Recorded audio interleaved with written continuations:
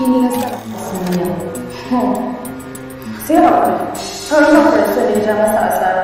ta zaɓi cancanta ta samu ilimi da arziki da matsayi haba abokina ai ba wanda ya fi cancanta kamar mutum saboda shi ya fi kowa cancanta ina so ka sa wannan a kanka to dama tana kuke kalin fata kowa ya amayar da abin da ke cikinsa na ji ana so cikin ƙananan hayaniya wasu na taya abu murna wasu na taya presido bakin ciki yayin da wasu kuma ke cizon yatsa saboda lukman su ɗan mai gari duk ba a dace ba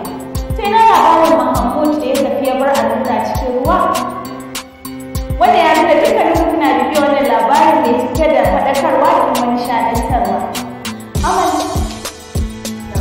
ya kika yi shi ko labarin ya zo ƙarshe ne kuma ba kamar da sauran runa a kaba saboda ga can laifin ango AA da ladima kowa cikin shakku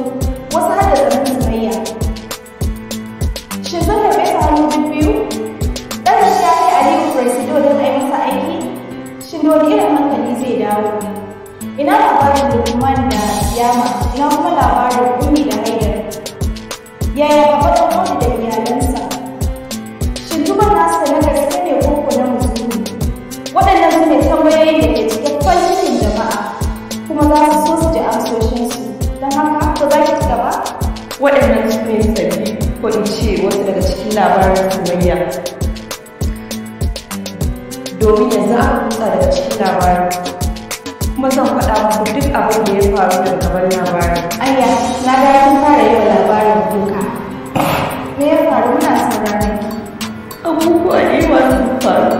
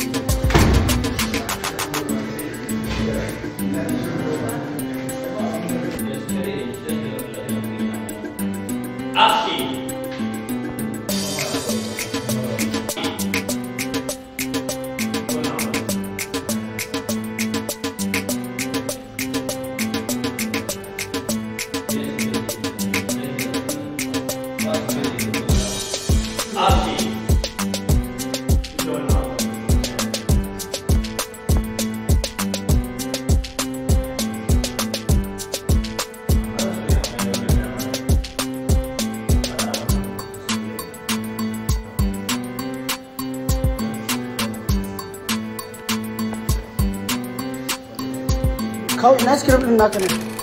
da ya so ka so shi ka nuna shi wata raya ne aga soyayya ce mun yarda da juna mun ga soyayya ce mun tantance mun jajirce karki cuce shi karka cuce ta wanda ya jama amana ta ci shi kotun soyayya